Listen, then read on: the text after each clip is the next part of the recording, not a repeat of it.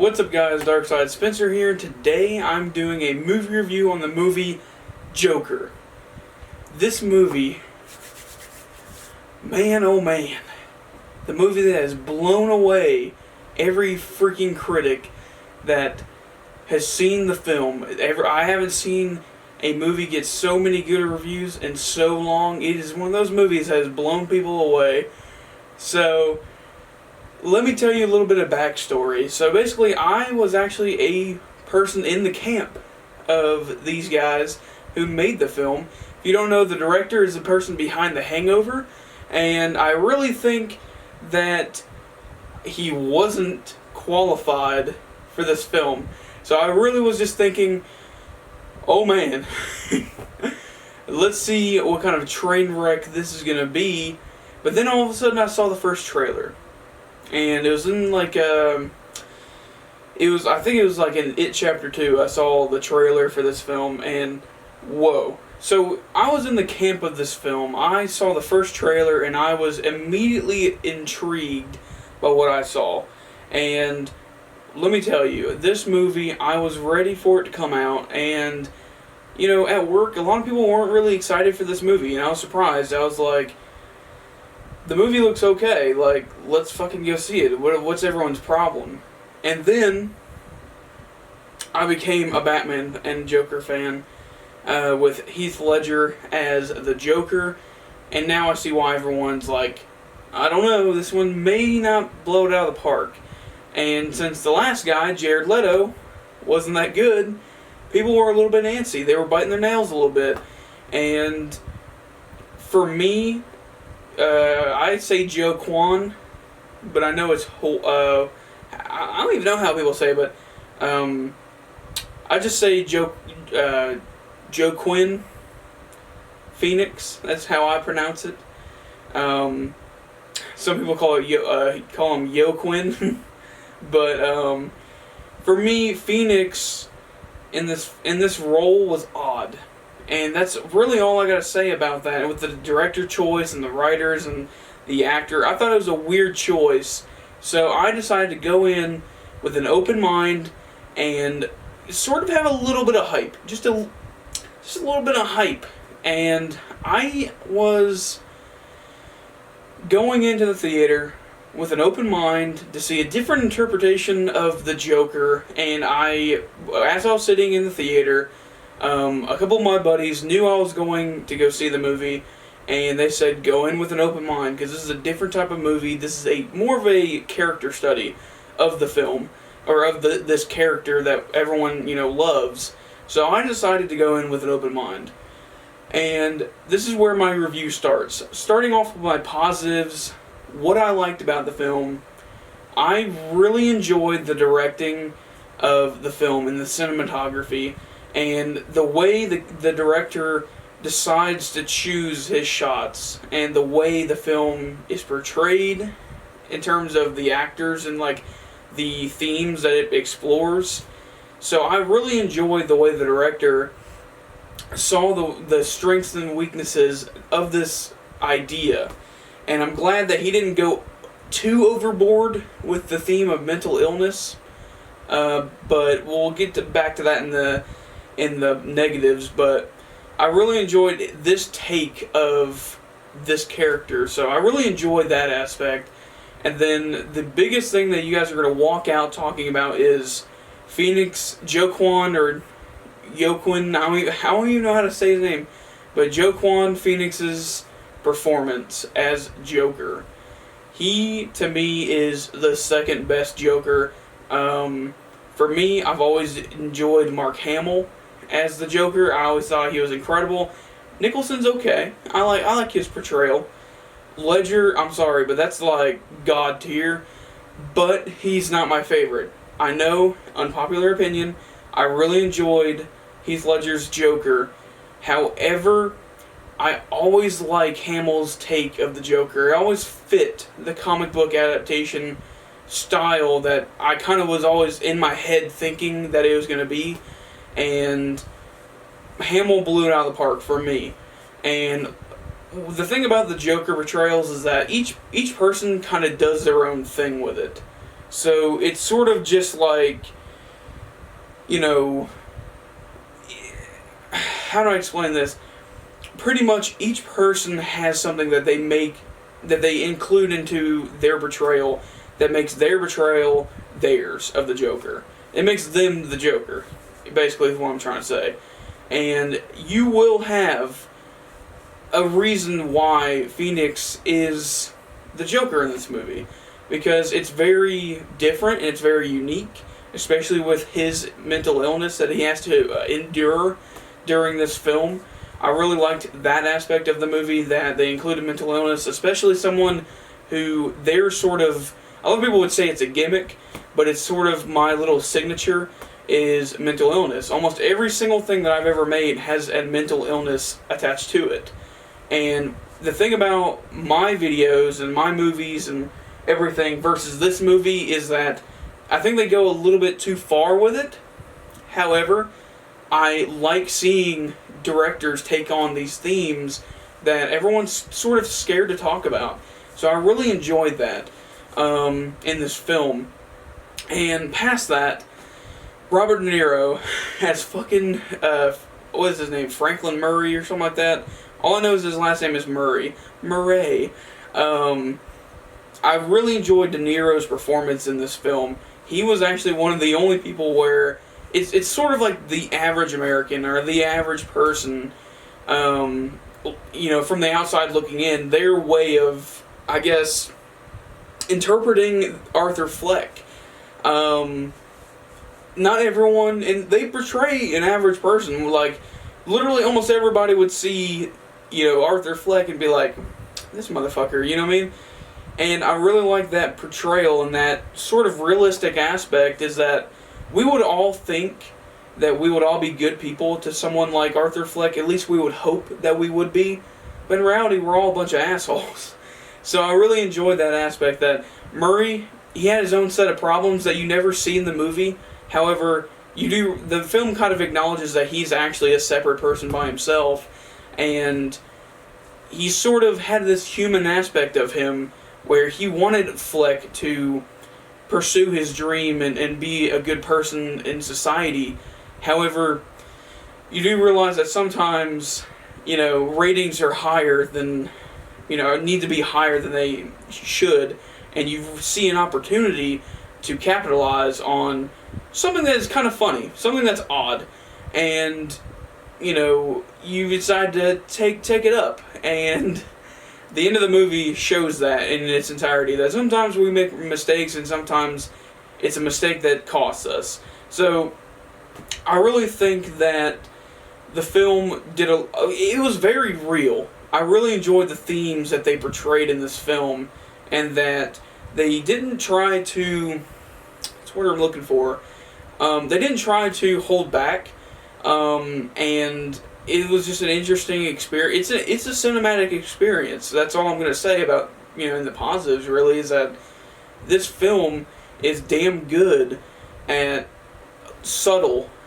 clues and hints and all the twists along the way.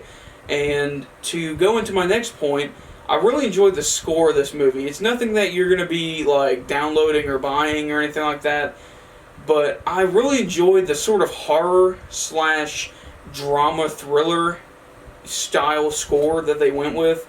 The one score that I gotta say that has haunted me since I've left the theater is sort of like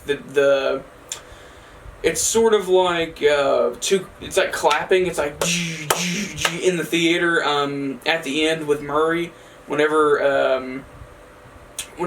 Fleck or the Joker goes, "How about another joke?"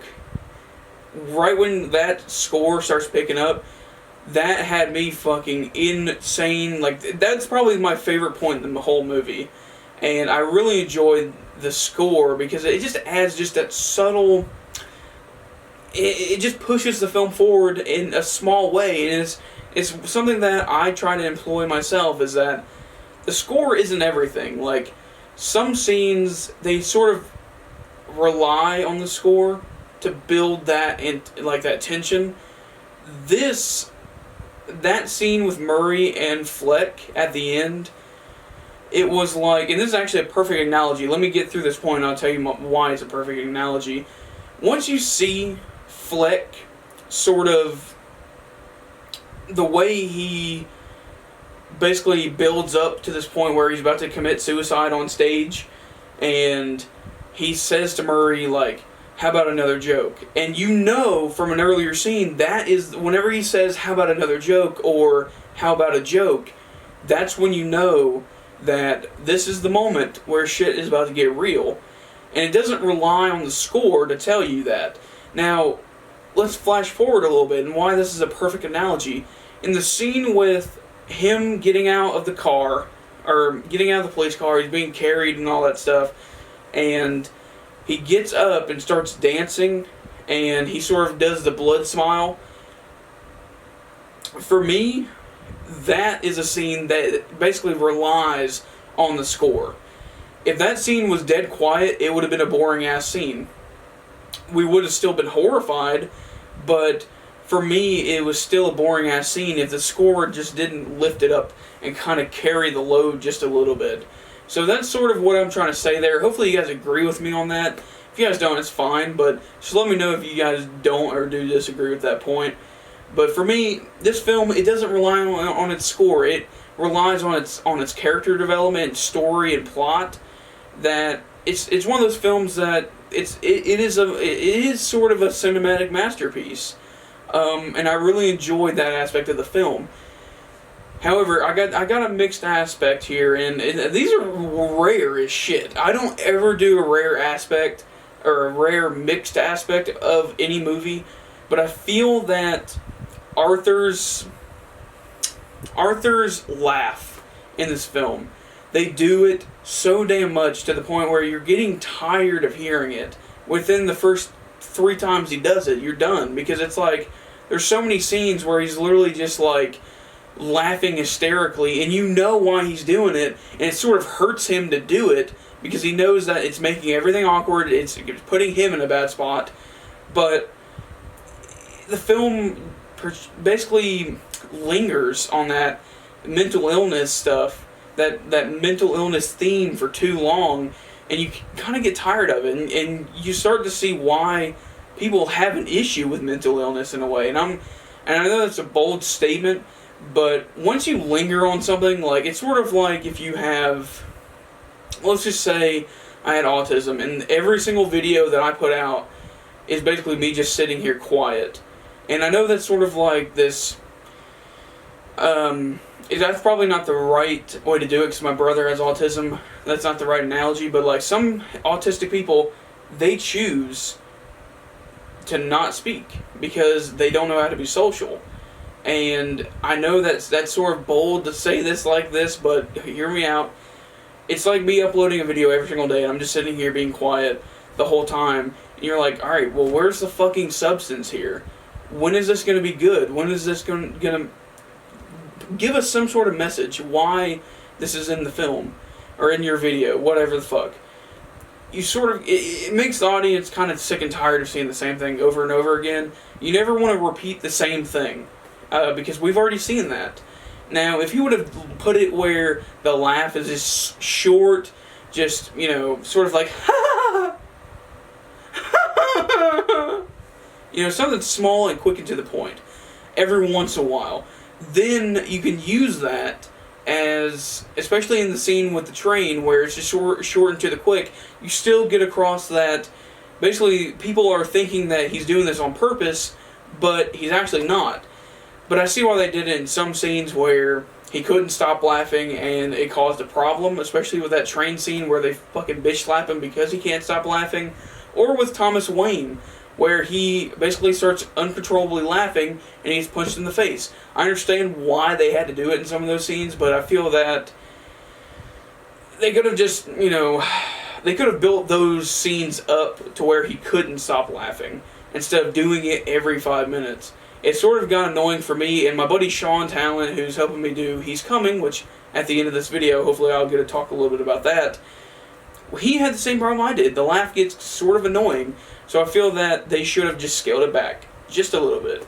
Anyways, back into my regular, you know, format. let's jump over there to the negatives. Now, I feel the movie, and I swear, I feel like I'm the only person saying this. I know I'm in the large minority with this, because the majority of moviegoers say this is the Shining of the Joker movies. People are hyping this movie way too damn much, and I don't agree with some of the reviews. I think this movie is very slow. And what I mean by that is, I think the first 30 to 40 minutes of this film could have been cut out. And not really cut out, but they could have cut back some of it, is really what I'm trying to say. They could have sort of made it a little bit quicker and to the point, instead of lingering on a lot of shit. It feels like, yeah, I understand why they had to do it, because, you know, with a film you have to lay the foundation. However, I feel that with the laughing and all that stuff, they sort of do it just to show you that you have a mental illness, or that, you know, Arthur Fleck has a mental illness. So you kind of get tired of it, and I feel that the first 40 minutes, it just dragged so long that you're just waiting for Joker to start doing Joker shit. So it kind of gets old after a little bit. And, you know, I just feel that it just drags. But once you get past that 40 minutes, the film does start picking up. And it picks up in a large fucking way. Like, the rest of the movie I like. In fact, I've seen the movie twice, because I wanted to see everything after that first 30 to 40 minutes. That's how bad and how good the fucking movie is. It's a good damn movie. I'm probably going to get it on Blu-ray, but for me, I feel that first 40 minutes, oh my god, they could have cut back a little bit, and this movie would be like god tier. This would be a 4K buy for me. But it drags. It drags in places that it shouldn't. And I feel that, you know, with a movie like this, with a character study, I understand sometimes it does drag a little bit, but make it interesting. I mean, yeah, they did the thing with where he gets hit with the damn board and all that stuff, and he gets fired and all that stuff. That stuff is good, but when you have a scene where, what's an example? He's talking to the girl in the elevator, and that could have been cut back just a little bit, and have him do that weird ass fucking, and he's like looking at her like all creepy and shit. For me, the film struggles with having this character be relatable. But it also has a strength with relatability, because you feel for this character. You sympathize with Arthur Fleck. You understand why he gets pissed off at society, and you hope that society treats mental illness better. However, this film portrays it so oddly that I feel that not a lot of people will enjoy this movie because of it. Because it is such a dreadful, depressing experience and a taxing experience. Once you start the movie, he's already depressed as fuck. And to me, I feel that it would be more impactful if he was a happy person, but he had a mental illness. Sort of like where his mental illness causes him to slowly lose his friends, slowly lose a love interest, slowly lose his career. And it sort of becomes where you see him start good, in a good place, and sort of falling into madness. To me, that is a better idea than starting him off depressed as fuck, and then ending him as pretty much clinically insane. And just pissed off at society. I enjoy the way they did it, but I feel like it could have been done better. In the way that I said it. I feel that would have had much more of an impact. So, that's just my take on the Joker. I didn't have much else negatives. I feel that they did a lot of twists and turns that I wasn't seeing, that I wasn't, picking up on until they happened. So I thought they actually fooled me. I'm not gonna lie, they fooled me with that twist where the whole time he wasn't really with that girl, he was actually just being a fucking creep, and he was imagining and delusioning. He was having like these hallucinations of everything. So I really enjoyed that. I really enjoyed the twists and turns that this movie took me on this wild ass roller coaster, and I was happy with the film. However, the film has its issues. So go in understanding that this movie has been overhyped just a little bit, And don't believe the hype, guys. Don't believe it, because the film is not the best thing since sliced bread. It is a good Joker film. It is a good movie. Especially since it's coming after Leto. And I mean, to be honest, it's not hard to surpass Leto, even though I am giving Leto a little bit of shit. However, Leto, he gave it his damn best. You know what I mean? That's all you could hope. And it's not hard to surpass him, because I think he was given some shit lines and a shit place in Suicide Squad. So I understand why he sort of had the rough end of the deal. He wasn't given the proper time to shine for me, or else he could have been a good Joker. It's just they didn't give it to him. So I think that it wasn't hard to surpass his portrayal. So I really liked Phoenix. I think the reason why you should go see this movie is it's a character study of someone with a mental illness descending into madness and becoming a comic book villain, the Joker. I mean, what else more do you want me to say about it? The film is good. However, go in with your expectations low and then have them be exceeded, because you will find problems with the movie. And if you're like me, the first time around, here's something crucial. I want you guys to know something. I think the first time around, I was actually kind of pissed off that the movie didn't live up to my expectations. Go in, and I implore you, please do this. Go and see it a second time and watch it one more time before you finalize any opinion or any perspective that you have of this film. Go and see it a second time. And for me, that second time, the only reason I'm recommending it is because I focused on Phoenix's performance as the Joker and the scenes and the story and how everything kind of wraps up in a little bow for you, and it just really, the film gets enhanced upon rewatch, and you'll know what I'm talking about whenever you watch it again, because you see things that you didn't see before. You see little nods and references to the Batman universe. I feel that the second time around helped me a lot more in understanding the film and why they did everything that they did.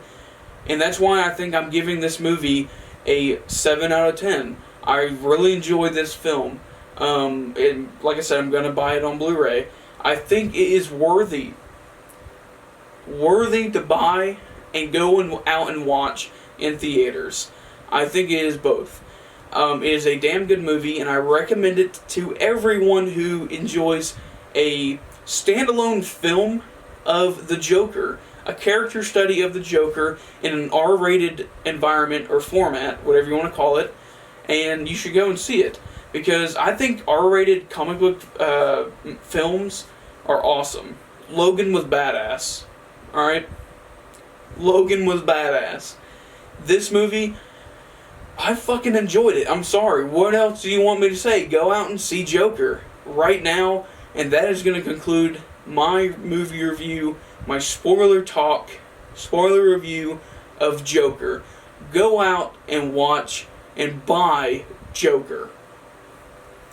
Anyways, guys, if you guys really enjoyed this movie review, click like, subscribe, and comment, all that good stuff. Hopefully you guys enjoyed this movie review. I know I haven't done many videos. We're wrapping up He's Coming. We've got about one more film session on the ending of the film, and we will be done. It'll be in post-production. I actually am going to be selling He's Coming. I'm going to premiere it at a local theater with my buddy Sean Talent. He's my best friend. And I bought the Blu-ray burner and the Blu-ray discs. So we're going to be burning those for the theater and to sell to you guys if you guys want a copy of the movie. We are going to be doing posters and stuff like that around my local town. So hopefully you guys enjoy this movie review, and go check out He's Coming, all the trailers, and then go check out my Ghostface film. That movie's coming out in January of 2020, and I'm actually in pre-production right now for it. We're not in the bulk of filming yet, but we're getting there. So hopefully you guys enjoy this movie review. And that's it, everyone. That is probably my last big film of the year. The only movie I'm probably going to go see is Dr. Sleep. So, yeah, we're about done. And I'm actually going to do a ranking of all the movies that I've seen this year and which ones are my favorites like what's my worst to my best of the year, of all the movie reviews that I've done. So, and I'm going to be doing Hereditary. Hereditary is a movie that I saw that I've actually bought in a Blu-ray haul, and I haven't been able to do a Midsommar versus Hereditary. But first I want to do a Hereditary review and then rank them. Which one do I like more? So, anyways guys, hopefully you guys enjoyed this video, and I love you guys to death. Have a good night, y'all. Peace out.